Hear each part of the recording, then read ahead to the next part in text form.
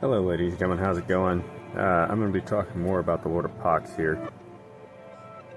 The recent video I posted up got over 87 views, which is nice. Probably out of those 87, maybe 30, if I'm lucky, watch the video fully. But it's no big deal, because I hit over my 50% mark, and I'm going to continue to talk about the Lord of Poxes. So, what I found out is that he doesn't really have any lore behind him. And what I mean by lore is that he really doesn't have a story or anything about that, and which is quite interesting because he's quite a bit of a potent character, if I do say so myself. So, from the description that I got, basically, the Lord of Poxes puts out a fog, and it's supposed to conceal his unit that runs with him, but it's supposed to be a contagion-infected fog, and it's one of the gifts that Nurgle gave to him. And it's quite interesting because it says it basically takes in the oxygen that's around from him, and it mixes it with the fluids in his stomach to basically create this potent gas. So it's basically a fog gas and also an infection gas that does damage. Which, again, I've never played any tabletop. That would be a very cool passive ability. Like, you know, he gets a certain radius that if you're in that radius, you take damage no matter what. Like maybe a hit of damage or a point of damage once you get in range of him. So, you know, if you have guys who, you know, people who play as the Tau, who gets extreme amount of range shooting, you know, I mean, you don't have to get near him. You just blow his ass up from a distance and he can't get close to you. But one of the coolest things is that he has on him, as you can see right here, which is this. It's called a Great Plague Blade. Now, I have some other people here who are, these are the Mortarion Guard, the Terminators. They have these plague scythes that they use, and then I think I have another tray around here somewhere, but they also have plague knives, and they have these interesting little blades that don't even look like blades.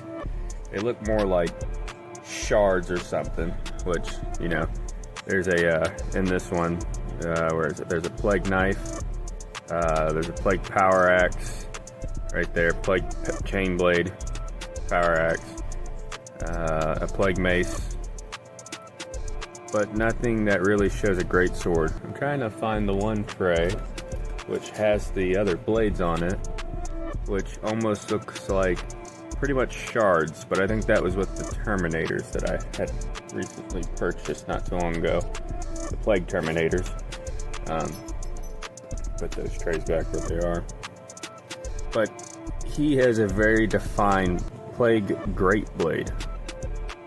So that's quite interesting because, for one, his blade isn't a power weapon. It doesn't use any energy. It's a big hunk of piece of steel that he wields. And he also has a plasma pistol, which, you know, is a pretty powerful, potent weapon. You know, when it hits, it hits, it kills, it does damage, it wrecks your world. But there's no lore behind him. Nothing that talks about him, nothing that says anything about him. I mean, you can see all of his stats right there and his hits and stuff. But he is the Lord of Poxes, and which I think is cool about this character is that now we can kind of visual a story for him, because he's got to have a story, even knowing he has no lore that I can find. And it just gives you a brief summary, which, you know, it says the Lord of Poxes is a great Death Guard, something legend or some sort, and Mortarion corrupt, wears some type of machine that's on his back, which that's what this is. This is part of the machine right here, as you can see. Because then, where's the other part? That's the other part of the machine. But he carries this big rig on his back that allows him to basically create a potent fog around him that just kills everybody in sight, and also keeps his men concealed as they move forward onto your bases. But the sword is where I'm drawn most to. I mean, the machine, yeah, okay, I got my lore for that, and I got my information. It's basically a fog creating infection fog that kills anybody that gets in it. But the sword itself was what puzzled me, because it has no signs of any type of energy being made on it. I don't see very many people walking around with non-plasma blades or chain axes or etc., you know, compared to the combat knife, which is usually just a small backup defense weapon. When you run out of, you know, ammo or anything, you just use that blade until you get down to your fists where you start beating people to death.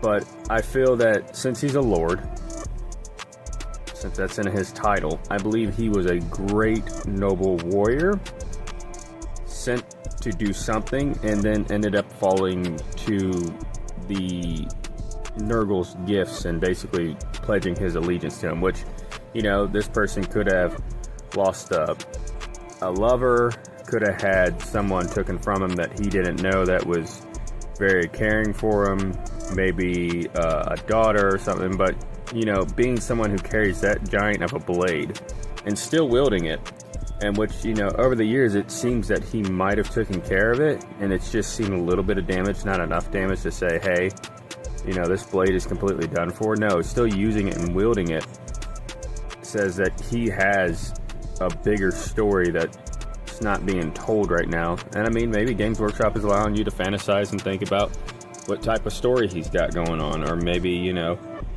talk about his lineage, which I think he possibly could be a warrior from a different universe, or a warrior from a different time period that just fell to the Lord of Nurgle, Grandfather Nurgle, and was brought either back to life or was saved before he died of a illness or a fatal blow, because somebody's seen potential in him, and they're like, hey, you know, we're gonna save this guy because he's quite worth the saving, so we're gonna let him live. But that's just one of my theories on him right now, is that he is someone of great nobleness and lineage that has fell to the forces of chaos, and now they have a very, very powerful champion. And I haven't took him out of sprue yet. I haven't cut him out yet. I haven't got ready to paint him. That's all for a different paint, that which, you know, is shown somewhere up in here. But he was he's one I'm still waiting on, trying to figure out what I want to do with. Because as you see, I keep all my guys, even this one I'm working on right now, I keep them all in the Death Guard color scheme type deal. They don't diverse very much from it. I keep them very legit, pretty, you know, chaos looking, potent, any type of tentacles. And I don't keep my tentacles clean, I make them like dirty. I keep the armor kind of like clean, but that's just because it's just green, so, you know, it's from all the asthma and stuff, and then adding all the rust in there and stuff. But to him, he's got a cloak on him. I usually like to make the cloaks purple. I don't know what it is. I think the purple looks nice on them. But yeah, this one is going to be one of the ones that I take a pretty good time doing, especially that blade. That blade, I'm going to make it look vile as a mother effer.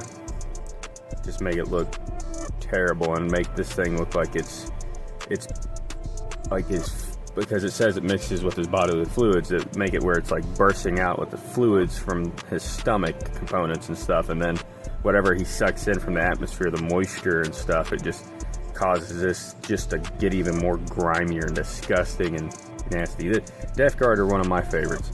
I hate some people, they paint them where they look like they just dug that sucker out of a dumpster, but I like to paint mine, as you've seen, to look quite nice, quite beautiful, but disgusting at the same time, as you can see here with the goo pus and all the rust added to him and stuff, and all the dinks and damage, and then all of his chemical parts that show that he's kind of more of like metal meets flesh. And then, like, you know, same with the Skavens. I haven't done this guy very well. The paint I was using is Goblin Green. It kind of gives like a weird texture to it, and it was kind of making me like, so I kind of stopped working on him for a while, but I'll probably get back to working on more of them, hopefully, because I have a whole Skaven thing I like to do here soon. But this guy, yeah, he's got a story, and I don't know where his story starts or ends, but let me know down in the comments what you think he probably was, or who he probably is going to be even further known, maybe getting himself a little lore background, because he's the only one that's not sold separate at the moment. There's a few others that I found out that are not sold separate, which I'm gonna look into getting them, because I want the ones that makes me feel even more unique, because you can't get them anymore. So I'm still looking for those. I know one of them is a World Eater, and I think another one is someone, because I know there's a bunch of Death Guards that are no longer being sold, and I'm not going to get 3D printers. If the 3D printed ones are 3D printers. If I can't get them in the sprue from Games Workshop, I don't want them, because it just means that the value in them and the worth and the authentication of them is not there. It's pretty much at that point it just become plastic. Unlike this one did come from the Games Workshop. This did come from the big box. You know, as you can see here, all the proof and everything I need, and even the box. I even keep the boxes. I'm just that big of a collector on them right now. But this right here is got worth in it, and its weight now. This is not just simple plastic as if it was 3D printed. 3D printed, yeah, it's just plastic. This coming in this like this from Games Workshop by the developers, from the people who created it, makes it have even a higher worth value. So thank you guys for watching. Hope you enjoyed the video.